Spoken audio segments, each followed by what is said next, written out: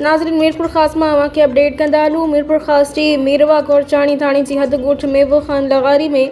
अफ़सोसनाक वाक़ियो पेश आयो आहे, जिते भाउ पारां नौजवान नारी खे खणे वञण जे पलांद में तलाक़ याफ़्ता औरत ते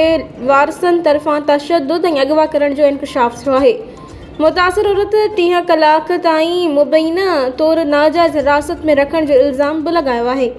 मुतासिर औरत रिज़वाना पंहिंजे चाचे अल्लाह बख्श लगारी सां गॾु ऐवान साफ़त मीरपुर ख़ास में प्रेस कॉन्फ्रेंस कंदे इल्ज़ाम हयो त संदसि भाउ नौशाद लगारी ते ॻोठ जे नौजवान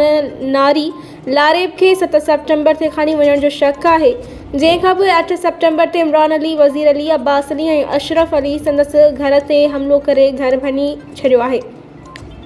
इन वधीक चयो त 9 सेप्टेम्बर ते ॾींहं जो 11 वॻे वरी इमरान अली, वज़ीर अली, अब्बास अली, अशरफ, वसीम, शाज़ेब ऐं 3 नामालूम माण्हुनि